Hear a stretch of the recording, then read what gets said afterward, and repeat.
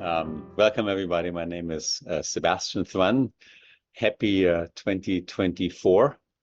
It's my great pleasure and privilege to host this conversation by the most remarkable people in the field of AI at Wiley on the topic of generative AI. Is generative AI a savior or a saboteur of the digital workplace? Is it something we ought to love, to hate, or both?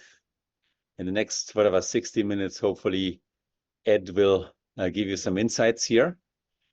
Just in the way of introduction, I'll start with myself before I hand over to Ed. I'm a professor or former professor at Stanford University, where I started the Artificial Intelligence Lab. I founded Google X, with it Waymo, the leading AI-driven self-driving car company. Google Brain, which is the majority of Google's effort behind Gemini and Bard and other models, and a few other things. And also Udacity, which is the world's leading learning platform for artificial intelligence, active in many, many countries, Egypt, Middle East, and so on, but also many corporations bringing the latest and best of AI to our customers, to the learning population in the world. Ed is one of our best instructors ever lived. And I'm going to hand over to Ed for your own self-introduction, and then we're going to dive in. Ed. Well, thank you, Sebastian, for that very generous introduction. And I'm thrilled to be here. I'm Ed Wiley. I've created the Generative AI for Business Leaders course for Udacity, and several years ago created Data Science for Business Leaders course, and have enjoyed my work with Udacity. I'm a strong supporter. So I'm a career machine learning and business strategy expert. I actually studied with some of the pioneers of machine learning during my own PhD at Stanford, after which I did a tour at McKinsey, serving financial services primarily and institutional investment clients. I have taught at Stanford, at Santa Clara, and at the University of Colorado. At Colorado, I spent the better part of a decade chairing a doctoral program, which it was a while ago, but had it been now, we might call it data science, since we statisticians have gotten better at branding ourselves. I've held executive roles leading engineering, technology, and machine learning practices in a variety of companies. I was chief data scientist at Sears Holdings for Sears and Kmart. CTO at Opsis Health, a health tech, CTO also at Invada Biosciences, a biotech, and CIO at Penling Software, where we helped the DEA chase down leads in opioid investigations in cartels, which was a pretty fun thing there. Good use of AI. Over the last decade, I've advised and consulted with small caps, mid caps, and some smaller large caps on engineering and machine learning strategy. And of course, those conversations have tilted lately towards generative AI and how to bring that into their businesses. And teaching at Udacity for business leaders very, very successfully. If you are a business leader, you probably know Ed much better than me at this point. Indeed. My teaching, I always thought that I was a teacher. My parents are teachers. And I left the university, but this has provided a nice way for me to get back to that. Most of my teaching has been more informal through management, but it's great to get back in the virtual classroom, where you can do more than just teach to an auditorium. Yeah, and I want to dive in now because many of you listening are business leaders, and if you're not a rock under a stone, asleep for the last 1,000 years, you probably heard about AI and the craze about AI, and you've probably been asking yourself for at least 14 months, what does it mean for you? So let's start with the very first question. Ed, maybe you can give us your perspective here. What is the impact of generative AI on the workforce at large? I know it's a broad question, but what comes to mind? What a great question. First of all, it's hard to overstate the impact that generative AI has already had, and will have in the years to come on every aspect of society, including the workforce. In time, I really believe we will look back and see these years and the public introduction of generative AI as similarly impactful to the public introduction of the internet. So it's for the first time, AI is available in easy to use form to the general public. So people have the opportunity to use their tools in their everyday life. And most people, if not, there are some who are ChatGPT holdouts or Bard holdouts. And it's hard to find anyone who hasn't actually wrestled with it and by and large seen pretty amazing results. So Yeah. because of that, you have people and customers and employees, their expectations of businesses, they're a lot higher now. I really think that this year is going to see for any business with a digital presence, I think is going to have some sort of conversational agent. It's probably going to become table stakes for that to happen. So Let's dive in, Ed. Let's what specific jobs are going to fall the first year? Tell me. Well, I don't know that jobs will fall. I'm a holdout. I really believe that AI enables, but innovation really takes place by the human. But there are certainly roles that are impacted right now. I mean, you see efficiency and productivity gains in software engineers. What's remarkable is those productivity gains. We used to talk about an implementation dip. So you implement a new ERP or you implement a new technology, and it takes a while people learn it, and then the productivity comes after that. I don't really see that.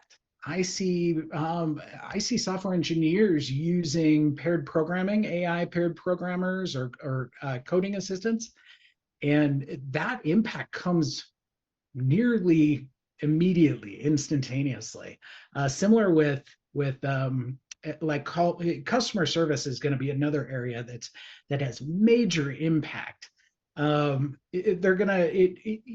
see immediate gains there. I think there's a study out of the GSB at Stanford just recently that detailed productivity impacts in month zero. So it's just pretty remarkable. We've never seen anything like that. Yeah, let's dive on this one because I mean it feels like software engineering was a very safe job. People made a lot of money, and now all of a sudden you see this massive impact on software engineering that like AI paired programming all of a sudden drives up productivity. What's it going to do to the job world? It's going to make more software engineers necessary or fewer? What's your best guess?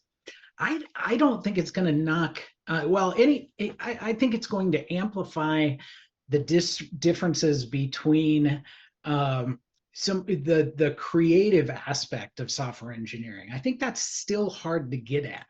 The people who go into software engineering, they want to solve problems, right? And here's a tool that helps them solve problems quicker. But unless you basically have been going to the internet and trying to find, you're looking up how to do every single function that you're writing. How do you do this? How do you do that? I don't think others are. I think those people are at risk, but they were at risk anyway. So well, let's dive. I want to dive into this because it's a good example, and I'm a software engineer, so I have to be threatened. Before the steam engine, before I don't know, irrigation and modern irrigation or nitrogen fertilization, 90% of people worked in farming. And then we made farmers effectively 100% or 100 times more effective. Like a farmer today can make food for 400 people. And we're now in a world where about 2% work in farming. When we make software engineers so much more effective, let's say we make them 100 times as effective, will this then reduce into the fewer software engineers necessary, or will the very abundance of incredible productivity lead to an increased use of software engineers? I think you're going to see a broadening of what software can do. I mean, what was it? Was it Andreessen who said software is going to eat the world? It may just eat the world faster.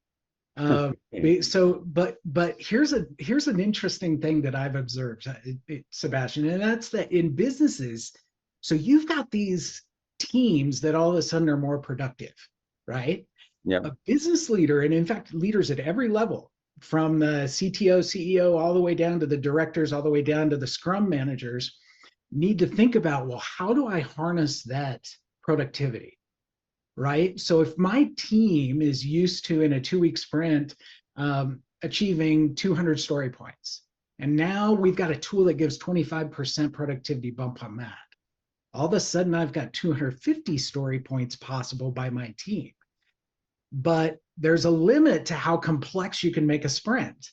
You know, as you try to do more in a sprint, it's not linear. So at what point do you take people from that team and release them and redeploy them to the other really cool things that were kind of frontier projects before? How do you actually harness and release that productivity? That's something that the scrum manager needs to think about, the managers and directors need to think about. I think you're going to see a change in the overall structures of product and engineering organizations. I see. And you don't want to be nailed here on whether thumbs up or thumbs down. Let me push me a little bit harder here. So all right. We recently learned that GPT-4 can pass the California bar exam at 90 percentile. So if you blindly look at outcomes of the California bar exam, which is the admitting exam to become a bar lawyer in California, 40% of people fail that exam. People who just got a law degree are not good enough for the exam, but a ChatGPT system aces it. Like, what does it tell us to the future profession of law? It's a great question. If I was an attorney, I think I would be pretty nervous, because I really do. I don't think, there is a limit to how, what you can use this for. So we know, and in fact, the HBS, the Harvard study on BCG consultants, showed that it improved everybody's speed on solving problems, solving 2 different types of problems. Some are the, research and summary and bring me the information in a form that's digestible type of problem. And there's there is no doubt, it's unequivocal that you've got everybody improving and the poorer performers improving best. But here was the interesting thing, and they were faster. But the interesting thing was that for tasks that required ingenuity, that were beyond that made you take this information and go a new direction to solve a problem within a given context, everybody completed them faster, but the quality of those rated by a human rater were lower. So I think what you're seeing there is the frontier of what those models are capable right now. And so if I'm an attorney, I'm going to generalize. I'm thinking, okay, I'm still valuable to the degree that I can take all this information and focus creatively on how I make my arguments, how I make my case. So then you're kind of wiping out a lot of associates at law firms who just don't do that. They write 4 letters and make sure the punctuation is correct and so on. I think that's right. If all I am is, and maybe the steps to get to, to demonstrate worthiness of partnership in a firm, maybe those are different. Maybe the path is accelerated. So let me ask you about a different class of people. Content makers, including people who do marketing in corporations, who spend a lot of time creating imagery, messages, and so on. We now witness that a computer program wins major art competitions. We can punch in words into DALL-E, into Pika, into various sites, and we get out a beautiful video that costs us exactly 1 cent to make, that previously would cost us hundreds of thousands of dollars to make. How about those people who make content for corporations? If I was a marketer and I was making, content for products, and I think I would be pretty nervous as well. Okay, so I hear you at being nervous about lawyers and content, but not software engineers. Good. I love it. Honestly, I really think that don't get me wrong. The structure of problem solving with software is different in that, I mean, things get done at the Scrum level. Mhm. In each of those, well, maybe not in marketing, but let's carry through a thought, here, in compare that to legal, where paralegals collect information for associates who collect information for a junior partner who goes to a senior partner who is actually going to use that to make the argument, right? Or something like that. I'm not an attorney, but in that case, those collection layers, those are now much more efficiently done, right? Yeah. I don't think that's necessarily the case with the way that problems are solved and software is built. Okay. The modularity of software building, of software development processes might be saving. I hope you're right. Years. I hope you're right. And like this is being recorded, so in 10 years' time, you and I are gonna have a beer and we're gonna sit over it and see what actually happened. Yes, people, all the software engineers who lose jobs can come to my home and throw tomatoes at me for not, for being Pollyanna-ish about the prospects of software engineering. I love your optimism. Let's talk about corporations, because you advise, by your education, by your business over the last decades, by your teaching at Udacity, you advise business leaders what to do, right? You don't want to just be a deer in a headlight and say, oh my God, this is coming at us. But what can you do? And upskilling is an important factor of it, learning those skills. What is a good strategy for any CEO or any leading business person to adopt in this uncertain age? It's a great question. I think a lot about that because, as I said at the beginning, at my heart, I'm a teacher. So how do you bring those skills to your people? What you don't do is what I see a fair amount of the time, which is if you provide it, they will upskill type of strategy, right? It's not enough just to provide the resources. You need to put in place structures within your organization such that there are incentives to upskill. There is gamification around that. So you make it a contest, you bring in a culture of this new technology. And I really do believe that Gen AI is different than other technologies, in part because of how widely applicable the tool is. Yeah. And so what an organization needs to do is think, okay, how do we become an AI-centric organization? What structures do we need to click on this? Say you're a CEO and you have a sales force, you have a marketing team, you have an engineering team, you have a compliance team, you have a legal team, you have a finance team. Where should you start? What should you do? Well, I think that what you do is you plant seeds in all of those, because like it or not, everybody's already using it.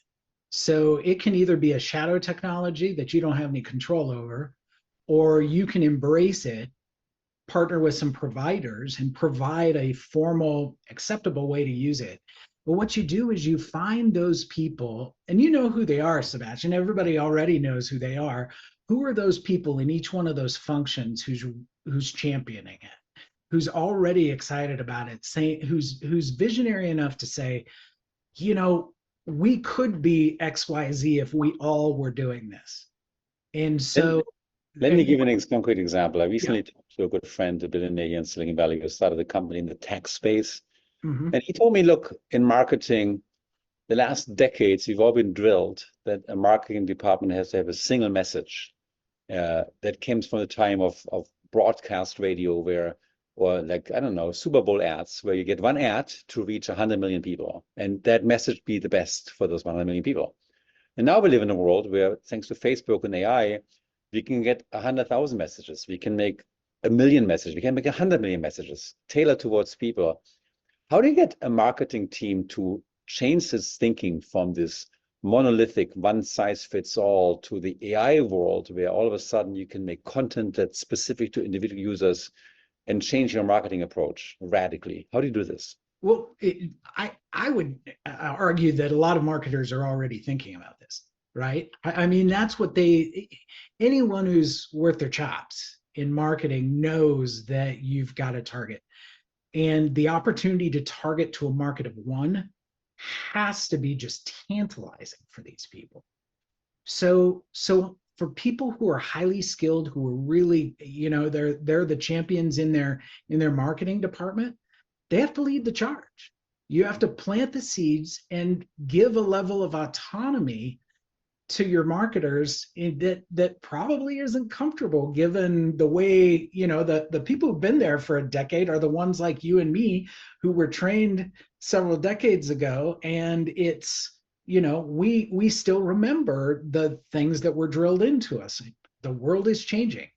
And so it's going to take some, there's got to be a culture of experimentation. There's got to be a level of autonomy that is at odds with the way that a lot of marketing departments are structured today. So I think it's structural, but what you do is you plant the seeds. And I can see, if I was a director, right. Again, I know who those people are because they're the ones who stick their hands up in the meetings. And so you start with them. What role do you think Udacity should play in this at all? Just curious, because you're teaching at Udacity. Yeah, so I would love, and I see this in part because what I love about Udacity, and of course I'm a supporter, so am I. Yeah, I imagine you probably are too. But what I really love about it is, for me, when I was creating this course, I always had the business leader functional head in mind. So not only I'm going to give you the skills, and then it's up to you to figure out how to use it in your finance org, in your marketing org. That's not the way the courses are structured. In my course, we gave examples of how do you do this in marketing? How do you do this in finance? How do you do it in legal? How do you do it in HR? And then the end of the course is, now go do it. You've just been charged with leading generative AI, bringing it into the organization. What's your 100-day plan? And so what Udacity is doing is, it's not just giving you the tools and saying, hey, good luck when you go try to apply these. It's actually getting in there to the day-to-day of what you have to do, in this case, in my course, as a business leader. So that's, I know this because I see the courses coming out. There's strategic thought around what is it that people who are wrestling with the day-to-day of this will need to do, and how can we be, akin to a paired programmer? How can we be right there shepherding that process? Yeah. Tell me, I mean, obviously, I should say to everybody listening here, these courses are amazing. Tell me a bit about successful case studies. What company would you point at and say that company really got it and did a good job? What large company, not just what small company? Yeah, well, so here's there. I'm working with a company right now, and I can't say what this company is, who it is, but it is it's a $6 billion annual company, 6, 7, 5, somewhere in there. And they are embracing generative AI at all levels. They're bringing it in, identifying those champions, and then building a council of champions around that. They've got their managers figuring out how to solve the additional productivity problem. They've got their directors thinking with the VPs about how do we restructure the entire org and what tools can we bring in. And their C-level folks are talking about, well, okay, what do we do to, this is only stage one. How do we bring it in stage two? But everybody's talking about it. And it's key to the strategic conversations that are going on in the C-suite. And you can't name them. I can't name them. Not even my friends here. No one's listening. No, I know there's nobody listening to this. And man. Yeah. So but they should be proud to be named. I know, and I will, that may be at some point, but I don't have that authorization right now. Do you see a shift in the big top 10, top 50 companies? Like IBM for a long time has been like touting itself as the AI company, but somehow IBM is not on the list of the companies we talk about on a daily basis, whereas OpenAI is. Yeah. Where do you see big companies, small companies go? Who's going to be the leader in the field in the future? Well, I'll give you an example. One did come to mind, and I think they're leading in a big way, and that's Adobe. So they have done two things. They've been quick to integrate it into their product because they know there's a demand out there, and they've been smart to integrate it in a way that the image capability there competes with the Dallys and the Midjourneys, everybody out there. And so their capabilities are really solid.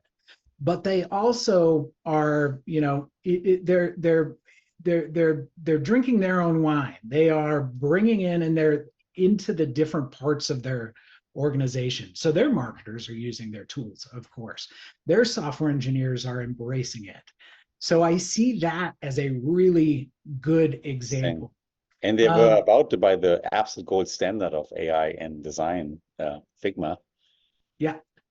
Interesting moments in history here in Silicon Valley. But that's a good example, I would agree. And there's other examples as well. Here's another example, and that's Getty. So you wouldn't necessarily think about Getty, but what have they done? They've leveraged their biggest strength, which is they have a repository of images that they own. So they don't have to worry about getting sued by the New York Times, as some big AI companies have to worry about right now. That is true. They have image generation where if you're a member or if you're a subscriber, if you are a customer of theirs, you don't have to worry about the licensing deal, because those are nuts that still have to be, cracked open and figured out how to solve. And that's big, and it could get ugly in terms of the ownership question. I love to have your opine on this one, Ed, and you feel free to take the fifth here. There's been claims that AI companies feed their models on copyrighted and owned data, and then use that data in pursuit of their own business. There's been the first generation of lawsuits now that are being filed against those companies.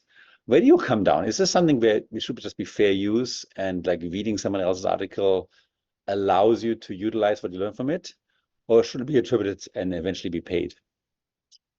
It's a great question. So I'm not a zealot in either camp.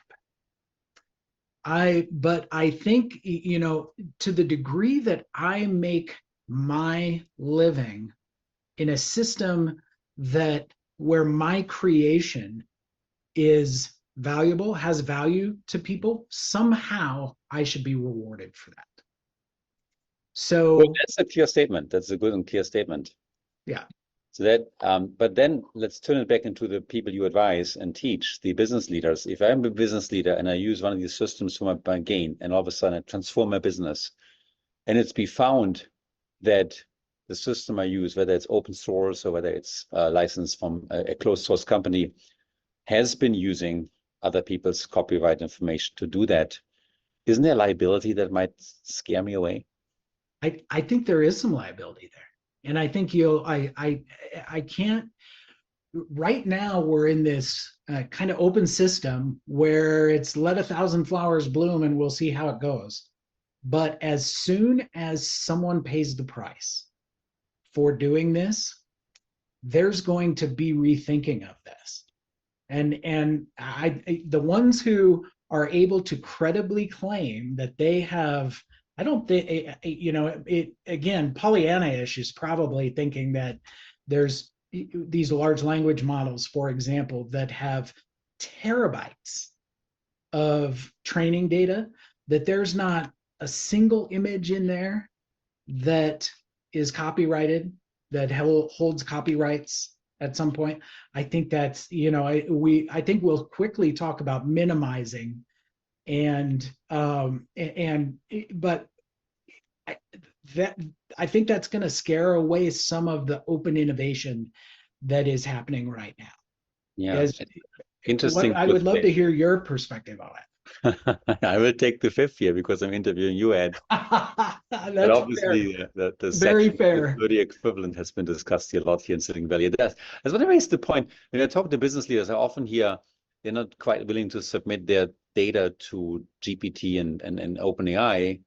I've heard companies like Apple and Samsung have disallowed the use of OpenAI tools for professional purposes so as to not leak data. But now I hear a different concern of what you say, Ed, which is even if I don't leak data, I might still run a risk using copyrighted data in the pursuit of my business unknowingly and create a liability. Mhm. I think, yeah, as a business leader, what I would want to do is I have a choice of how I source a foundation model. I could go with OpenAI, I could go with others that are out there. And so one of the things that if I'm making that decision and I'm exposing potentially my company to, who knows, a lot of unknown, so that means risk. If I have the potential to expose my company to liability, I'm going to be pretty seriously considering these on the basis of how they were trained. But pretty soon, I want the creativity not to figure out how we can put more compute against more parameters, but how we can exploit data that gives you a range of what you want to be able to produce, because we know that that's how you create a training data set. How do you do that under restrictions of fair use, under copyright restrictions? So I'm looking, I sure as heck would not have my company putting sensitive data into a model unless I know how that model is going to be used. But also, I wouldn't leverage that for every single thing I'm going to do valuable and to create these productivity and creativity and efficiency gains. I wouldn't do that unless I'm darn sure that I've at least minimized the likelihood of that happening. Good. Well, Ed, I gave you a whole bunch of hard questions here, and I'm going to make your life even harder. Okay, now I'm going to ask you Great. to become a prophet. Okay, tell us about the future of generative AI. What's going to happen in the next 10 years? Well, great. Here we go. So I'm really excited first about multimodal models. So just this week, I read a paper about about a spatial a spatially trained large language model. So it's trained not only on the relationships between all the words there, tokenizing that, it's trained on where things are at on the page. And so you've got things like that. That hadn't really, it hadn't occurred to me that would be an aspect that could be incorporated into, or even would be incorporated into a multimodal model. Mm-hmm. So that's tremendous, right? I mean, there's creativity out there that's going to lead to things like that we hadn't anticipated. But tell us some things that are not quite on the radar screen quite yet. Like what's going to happen in society? What's going to happen in business that will surprise people, in your opinion? I think you're going to see shifts in the way knowledge workers are deployed. Some industries are going to be transformed. And the leaders are going to be the ones who are already embracing it right now, and everybody else is going to be catching up, because you really are putting a power behind. It's like we've been using manual tools, and all of a sudden, we've been creating houses by hammering nails into the framing, and all of a sudden you've got a pneumatic gun that you're going to take here. I mean, the ones who haven't gotten the pneumatic gun yet are they're going to have a hard time catching up and competing. So Do you believe in AGI, in artificial general intelligence? I don't. I knew you were going to nail me on this question. Is humanity going to go extinct? No, that's not what I'm saying. Do you believe in AGI? No, AGI. I know. I don't. You don't think we're going to reach the point where AI systems will surpass what normal people can do?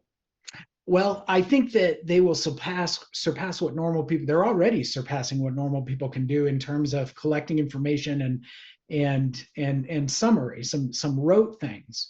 But I think there's a spark that it has to do with what is possible from the human brain, that no matter how big our training sets, no matter how much compute we go by to put in, no matter how many parameters into these models, how many trillions of parameters in the model, I don't think you can compete in the end of the day.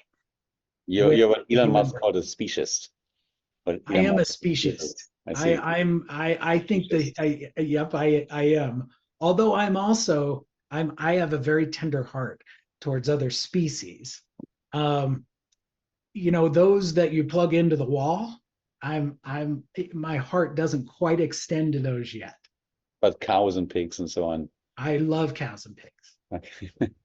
I was a farmer. I grew up as a farm kid. Interesting.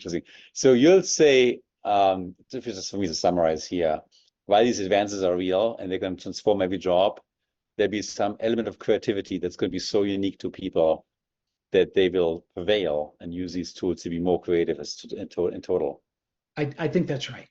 I can't see me looking at, in whatever form, an AGI and thinking that at some total, there's not something unique about me that surpasses what that is able to do. Then let me throw some other thing at you just for the fun of it. How about deep fakes? How about this new world in which you can make a video that's so incredibly believable that we would convict someone to death row based on that evidence? Yeah, it terrifies me. It terrifies me. It does. Not because they are going to be so compelling that there will be no way to understand. That my terror comes more about the bar that society holds for trusting information that they get already. I mean, misinformation, disinformation is already taking hold. We don't need deep fakes to foment revolutions, to foment, trust in ideologues. And so deep fakes are just going to put fuel on that fire. Will deep fakes and deep false information like corrupt our democratic system, our election system, even our commerce system? At the risk of, I'm probably end up revealing where I stand on a lot of things here, but I think there is that those systems are at risk. So do you think it's time for regulations? Absolutely. And what should these regulations say? Let me go ahead and write them instead of these, smart politicians who are writing them right now. That's a tough one. There's got to be some regard for how these models are created and how they're used. I mean, humans, I just said that humans are more creative than machines. So I got to think that out there, now getting there won't be easy, but out there's some way to optimize, not perfect, but optimize the trade-off between the innovation that's possible and the harm that's possible. I mean, we already do that, right? There's other industries that have regulations and they're not perfect, but they're there. You know, absent any regulation, I think we're in a really scary world. But we're Let me ask the following question. China has regulated AI. Europe is in the process of regulating AI. Is America falling behind, or is America doing the right thing? I think we're taking, I do think we are, I think we need to be more active. Absolutely. So Good. yeah, I do. I like what Europe did with data privacy. What happened? American states did it, you know, started to pass their own because our federal government didn't take it on, and our federal government has taken it on, and it's, you know, it hasn't been brought to fruition. Good. It's died. So I that's have not to admit allowed that us. I led you down a rabbit hole, and I apologize for this. I just wanted to tease you out a little bit, but I know that you're fundamentally an optimist, and I love your optimism about AI. Yeah. And the message I hear say more than anything else for business leaders is be optimistic, be constructive, be proactive, and be visionary. Otherwise, the tsunami is going to sweep you over. On a final note here, because we ran out of time, tell me, what else should we talk about? What have you not covered? I don't think there's enough attention to, and it's going back to what we talked about, but I think if I'm a business leader right now, I need to be thinking about how do I bring this in, not as a targeted tool, but more as a comprehensive overhaul. And you said it, you got to be visionary. What it's going to take, Sebastian, is it's going to take courage. More than ever, you have to have conviction that you can orient your strategy in a way that might not surround and integrate this 100%, but integrates it in some ways. Because the people out there who you're serving at the end of the day and in your business, they're going to expect it. And you better believe that your competitor's thinking the same thing. Good. What are the next steps after listening to this? I know we have a QA coming up, but apart from this, what's your advice to business leaders? It's concrete. What should they do before Friday night? Other than taking Udacity class, of course. Yes, first sign up for Gen AI for business leaders. Absolutely. Before Friday night, you should be reading. You should be looking for other examples, because where this is here's I'm glad you brought that, because there is something that needs to be paid more attention to. And that's, if I'm a business leader, I need to start collecting use cases. Because me saying, you know, if you point to this guy who on this webinar said it's going to change the world, ergo we should change everything in our business, that's not going to take hold. But if you hold out 5 amazing use cases that already are blowing people's minds in different functional areas, that's going to get people salivating. That's going to get people really excited about, oh my goodness, we got to get this in our marketing department. And then our marketing department can X, Y, Z, you know, but so I would be collecting those use cases.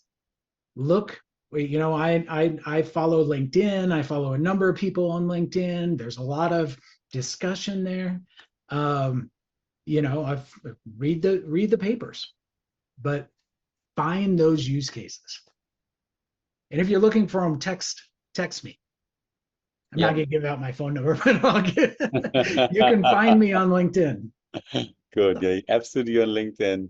I want to thank you for all your insights. I want to just one more time announce we have Udacity has a Generative AI nano-degree coming up. We have these wonderful business leader nano-degrees, and we also have technical education for the people in the trenches on the engineering level, on the marketing level, on various levels to people to engage. I actually personally believe that knowledge and training is a big part of it. There's no way you can go through this without knowledge and training. But that's my personal bias, and that's how we started Udacity. Ed, I want to thank you. Thank you for being available here, for all your insights. I want to take your class now. Any final words for everybody here? This was really fun.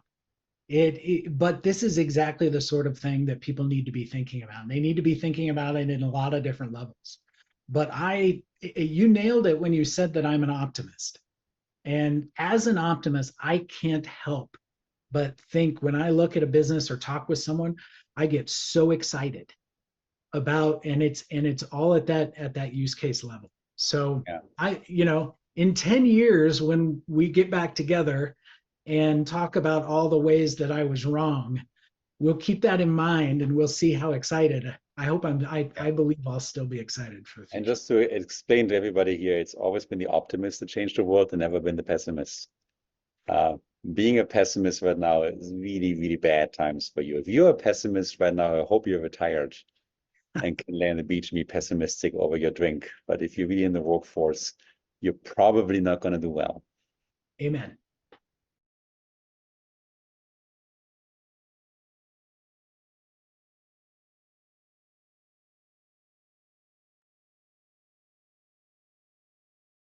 All right. That was a fun session, Ed. It was so great to hear all your perspectives. Indeed it was. I had a lot of fun. You're a great interrogator. I magically used AI to change my background. I apologize for that. But let's dive in. There's a lot of questions. Do you want to start, Ed? Sure. Should I read one to you? Sure, let's do that. Okay, Anna Zuchka-Grozny asks the question, if you, Ed, were to draw a projection of adoption for generative AI over the next 3 years, what will be the main inflection points and when? That's a deep question. Yeah, it really is. In terms of industry adoption, I don't think of it as a line where we inflect. So let me invoke a different framework. Think of it as a matrix. So you have different industries, you have different job roles within those industries, and you have different benefits of generative AI. It can increase efficiency, it can increase creativity, it can enhance personalized learning, it can improve productivity. So eventually, I think there's a world where we start filling out those intersections of an industry, a role, and a way that a benefit of generative AI in terms of use cases. This is the way you get efficiency as a product engineer in the manufacturing world. And so good. We have about 65 questions and 11 minutes. Right. So I'm going to push you a little bit faster here. Okay. Speed question. Gordon Fuller.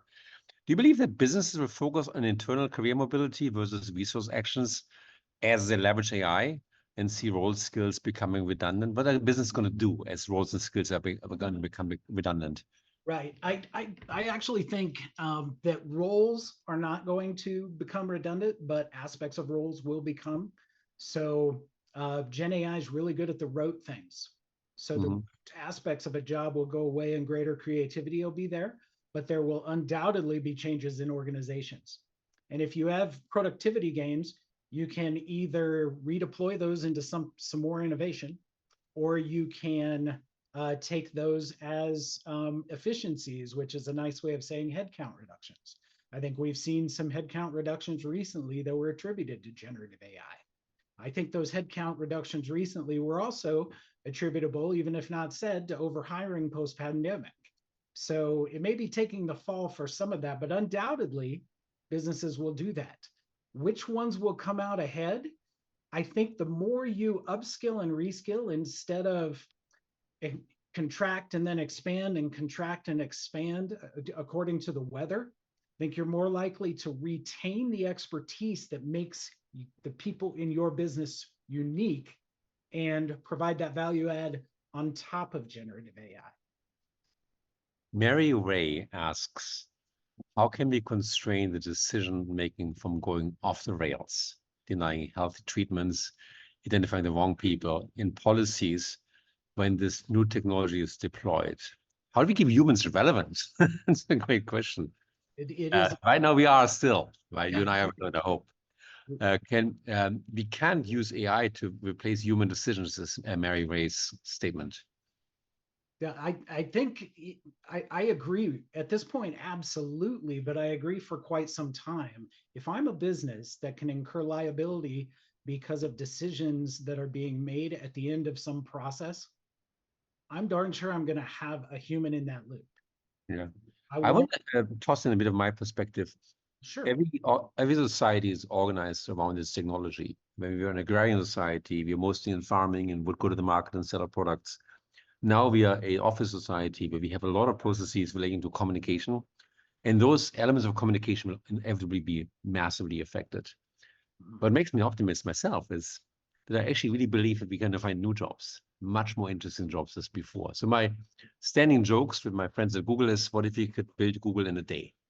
How many more companies could you build and create and test and ideas you could test in your lifetime if that's possible?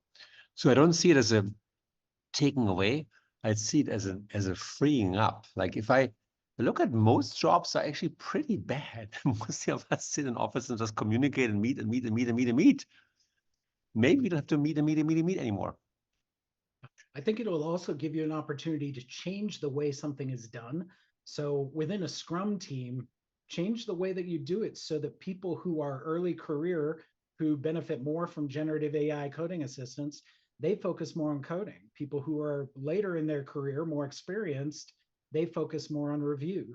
And so you get a chance to individually lead with your strengths within your job role. Adnan Lakhani asks very simple questions, and I want to ask you, Ed, what kind of problems will remain unsolvable for AI?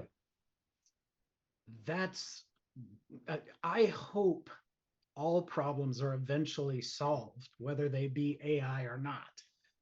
We have a lot of intractable problems with in the world with regard to different perspectives. Will those perspectives change? We have conflicts going on. Will long-held, centuries-held perspectives change? I would like to see some resolution, but I don't know that AI is going to do any better than the poor job that has been done thus far. Yeah, I would personally argue that the sheer creativity of people will always prevail over computer systems. And the reason why I say this is, with all my enthusiasm for AI, it's really a method to find patterns in large amounts of data, like all human language. And as a result, it repeats what people have done before, but doesn't invent what people do. I know that there's a lot of debate about art and creativity right now, and maybe art is more repetitive than we give it credence to. But being truly creative, like Einstein level creative, or even Larry Page level creative, I think it's going to be human in the foreseeable future. It's my personal perspective. I'm actually an optimist for us people, to be honest. I think people will be better off as a result. Marielle Hayek asks, what strategies should organizations adopt to reskill their workforce and balance between preserving human-centric leveraging AI without over-reliance on AI? So answer, Udacity, of course, but what more? Udacity is certainly there, of course, but it has to go beyond that. You can't just lay in resources. You have to both share how you take advantage of those resources, and you have to put in you have to develop norms within the organization such that people go after those. So provide incentives, provide gamification opportunities, actually make it a corporate priority where the corporation gets excited about doing that, because reskilling, upskilling is, I really believe that is going to be a strategic advantage against bringing people in from outside. There are benefits to freshening up the idea pool, but there is a certain amount of knowledge that can't be captured by large language models. It stays within an organization that, with experience, improves things. Following up on this, Tom Triumph, one of our guests, has a provocative questions for you, Ed, which is you'd mentioned that AI will never attain superior intelligence to humans. His question is in regards to why do we believe this to be the case? Is there something unique about biological calculations? What properties will limit or prevent AI from attaining superior intelligence? I would love to hear your answer. Yeah, well, knowing about how AI works, the fact that large language models are basically probabilistic machines that are predicting the next token, the next word, they perform magnificently. But at the end of the day, that's what's going on under the hood. And so if for no other reason, if the calculation capability ends up being one for one, somehow, OpenAI runs a model with as many parameters as are parameters in the human brain, we still have the capacity to take in a broader scope of information than is currently available in training sets. So I still believe that there's an edge there.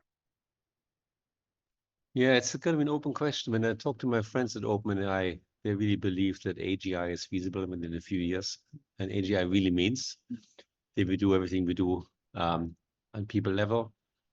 And I think actually if we could capture human intelligence at a certain point in time and replicate it in machines, I would actually welcome this because it would free me from a lot of stuff I don't want to do myself, like I don't know, scaling my travel, dentist appointment, or writing a draft or doing research on something.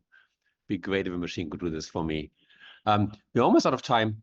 There's one interesting question by Gregory Tada, which says Tencent, the Chinese company, is requiring their UX UI designers to train their AI daily. Okay, it's news to me. What I worry about is the balance of power between these large corporations and individuals. Do you see a future where AIs are largely in the hands of corporations, or is there a future where individuals have their own AIs that they essentially lease to companies? That's a great question. And so is it likely that we'll see an AI marketplace where you have individuals leasing their creations? The creations created by that have to be good enough to be compelling to command attention, to command a corporation's resources. And so do I believe that that's possible? Absolutely. I mean, if we've shown anything, it's that the corporation, that structure of corporate dominant business over many years has been enabled, has passed. And now we've got an environment that is enabled by individuals, by startups, by small entities that catch people's attention. So I think it is possible. Yeah. A while back, I wrote an essay, AI is the New Book. And I likened AI, this is a few years ago, to the invention of the printing press, which was able to extract information from experts. And then they would write books that other people read and then benefit from this expertise. But much more seamless now. I think that's going to continue, that we're going to extract information from experts and be able to give it to more people and make people more powerful. Whether it's small people or big entities, I personally don't even care that much, to be honest. I just care that it gets done, because I feel like if we could all be more powerful in decision-making and our skill set, we all be better off. That's my personal opinion.